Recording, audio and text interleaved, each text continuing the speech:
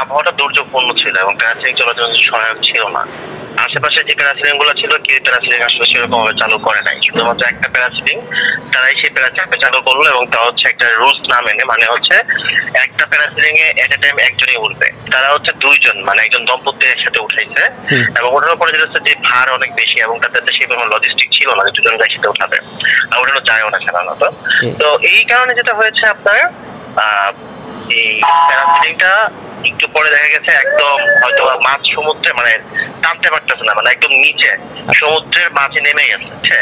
এবং আমাদের একটা ভিডিও ফুটেজ এসেছে, যে ভিডিও ফুটেজে দেখা যাচ্ছে যে একজন অনেকের কাছে ভিডিও ফুটেজ চলে গেছে যে একজন দম্পতি, মানে দূর থেকে একজন দেখতেছিল যে একজন দম্পতি হচ্ছে পানির মধ্যে একদম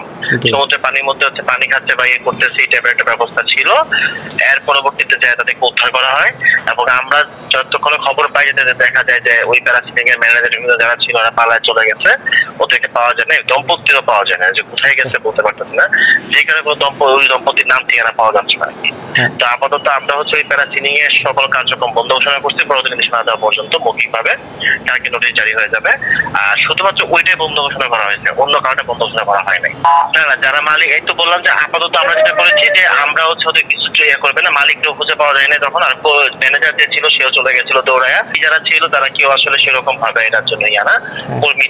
না, আমরা ধরতে হবে, মালিককে ধরতে হবে এবং সুপারভাইজারও ধরতে হবে অথবা ম্যানেজারকে ধরতে হবে, তারা কেউই স্পটে ছিল না।